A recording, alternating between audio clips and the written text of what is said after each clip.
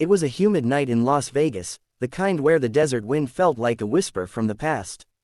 The stage lights of America's Got Talent shimmered brighter than usual, reflecting off the golden stars decorating the massive theater. The audience murmured with excitement, unaware that history was about to repeat itself in the most unexpected way. From behind the curtain, a slender Filipino man adjusted his old, cracked leather jacket. His name was Rico Dela Cruz, a 29-year-old singer from Cebu, Philippines. For most of his life, Rico's stage was a small bar in downtown Cebu, where he sang for tourists and drunk locals just to keep his family afloat. Tonight, though, he wasn't performing for tips, he was standing on the biggest stage in the world, in front of Simon Cowell himself. As the stagehand waved him forward, Rico took one last deep breath. His heart pounded, his fingers trembled, but inside, something stirred, a familiar voice, deep and warm, whispering in his memory, "Don't be afraid, son. Just sing from the soul." That voice belonged to his father, Ernesto Dela Cruz, who had been a diehard Elvis Presley fan long before Rico was born. Growing up, Rico had watched his father perform in a tattered Elvis jumpsuit, shaking his hips and belting out, "Can't Help Falling in Love," for neighborhood fiestas. They didn't have much, a tiny house, an old guitar, and one black and white photo of Elvis taped above their radio. But those nights with his father, singing into broomsticks under the flickering light of a kerosene lamp, were the happiest of his life. When his father died suddenly from a heart attack when Rico was 16, the world went quiet. His mother wept for weeks. The music stopped. Rico swore he'd never sing again. But life had other plans. Years later, while working as a janitor at a small hotel in Cebu, he was sweeping the lobby when an American tourist overheard him humming "Suspicious Minds." The man froze and turned around slowly. "Kid," he said, wide-eyed, "you sound just like Elvis." Rico laughed it off, but the tourist was serious. He filmed him on his phone and uploaded it online.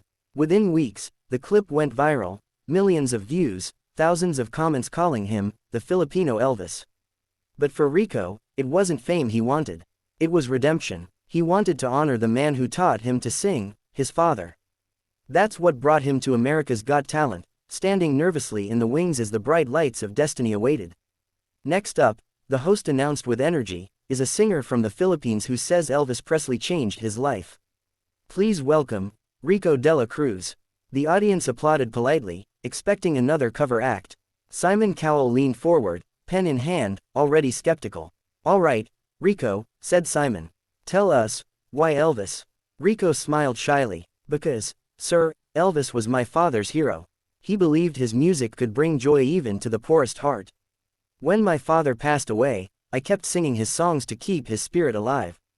The crowd softened. Simon's expression, usually unreadable, showed a flicker of curiosity. "And what will you be singing tonight?" Simon asked. Rico adjusted the mic stand. "I'll be singing, If I Can Dream." A ripple of interest ran through the judges. It was a bold choice, one of Elvis's most emotional songs. The lights dimmed. The orchestra fell silent. Rico closed his eyes, the air around him thick with anticipation. For a second, you could hear his breath tremble through the microphone. Then, he opened his mouth, and the room froze. That first note, smooth, soulful, heartbreakingly familiar, rolled through the theater like thunder wrapped in honey. The tone, the timbre, the phrasing, it was Elvis. Exactly Elvis. People in the crowd gasped audibly. One woman put a hand over her mouth. Another man whispered, "No way." Rico's voice soared, full of raw emotion. There must be lights burning brighter somewhere. Simon blinked twice. His pen fell from his hand. Heidi Klum's mouth dropped open in shock. Howie Mandel leaned forward, eyes wide. Sofia Vergara whispered, "He sounds like he's channeling him." As the song went on, Rico didn't just imitate, he transformed. His eyes glistened under the stage lights, and his body moved with a humble grace. There was no parody, no mimicry, only reverence and soul. He wasn't pretending to be Elvis. He was feeling Elvis. By the time he reached the climax, there must be peace and understanding sometime. The crowd was already on its feet, clapping in rhythm, waving their hands. Rico's voice trembled with emotion, tears rolling down his cheeks. And then came the final line. "As long as a man has the strength to dream, he can redeem his soul and fly." He held the last note, strong, pure, heartbreakingly beautiful. Silence. Then, an eruption. The audience exploded into cheers. The judges rose to their feet in a standing ovation. People screamed. Some cried. Simon Cowell sat motionless for a few seconds, as if trying to process what he had just heard. When he finally stood, he clapped slowly, then spoke. His voice was softer than usual. "Rico," he said, "I've been doing this for a long time. I've heard thousands of Elvis impersonators. But what you just did, that wasn't an imitation.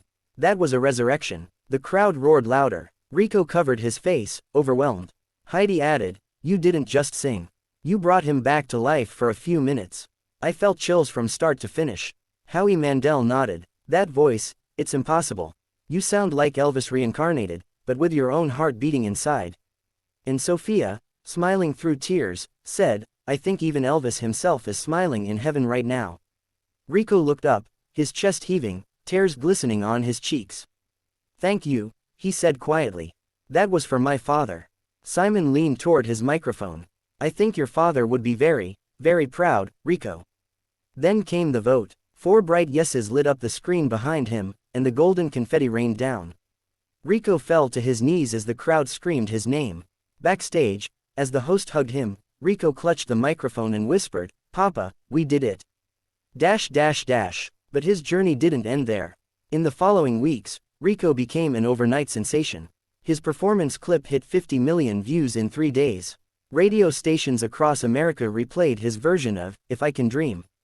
Fans called him the Elvis of Asia. He was invited to late-night shows, interviews, and fan meetups. Yet, despite the fame, he stayed humble, always carrying his father's old guitar wherever he went. During the semifinals, Rico faced an even tougher challenge. Simon asked him, "What song are you singing tonight?"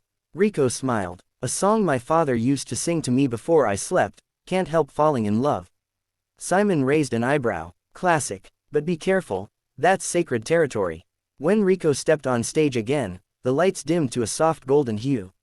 He stood alone, no backup dancers, no theatrics, just him and his father's guitar. He began softly. "Wise men say, only fools rush in." The tenderness in his voice melted the crowd.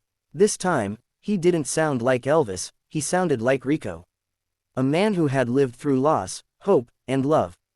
By the second verse, the audience was completely silent, as if afraid to breathe. By the time he whispered the final, "I can't help falling in love with you," you could see Simon wiping his eyes, something that almost never happened. When the applause finally died down, Simon said, his voice cracking, "You just did the impossible, Rico. You made one of the most covered songs in the world sound brand new."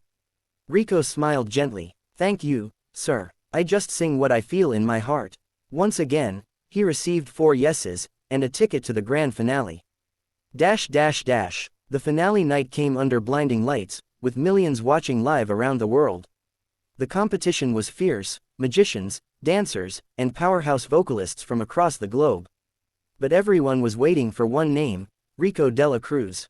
When it was finally his turn, he walked onto the stage wearing a white suit that shimmered faintly under the spotlights, a subtle nod to Elvis's iconic look. But this time, he didn't come as an impersonator. He came as a son.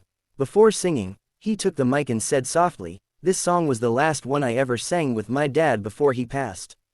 Tonight, I sing it not just for him, but for everyone who's ever lost someone and kept their dream alive." The piano began to play, "The Wonder of You." His voice filled the room, powerful, emotional, transcendent.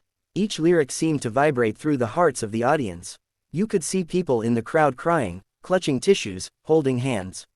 When he sang, "And when you smile, the world is brighter," a bright white spotlight shone down, as if from the heavens. By the end, Simon was visibly emotional, his eyes glassy. The entire crowd stood, 10,000 people cheering, clapping, screaming Rico's name. As the confetti fell again, Simon whispered into his mic, "You've just made one of the greatest finals performances in AGT history." Rico smiled through his tears. "Thank you. I just wanted to make my father proud." The results came the next night. The entire world held its breath as the host read the card. The winner of America's Got Talent 2025 is Rico Dela Cruz. The audience went wild. Rico dropped to his knees again, clutching the trophy with both hands, sobbing uncontrollably. Simon, Heidi, Sophia, and Howie all stood, applauding, tears in their eyes. Backstage, Cameras caught Rico holding his father's photo. "Papa," he whispered, "we made it.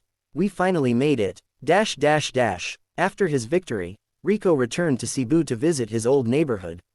The same street where he once sang for spare coins was now covered in banners with his name. Children followed him, shouting, "Elvis!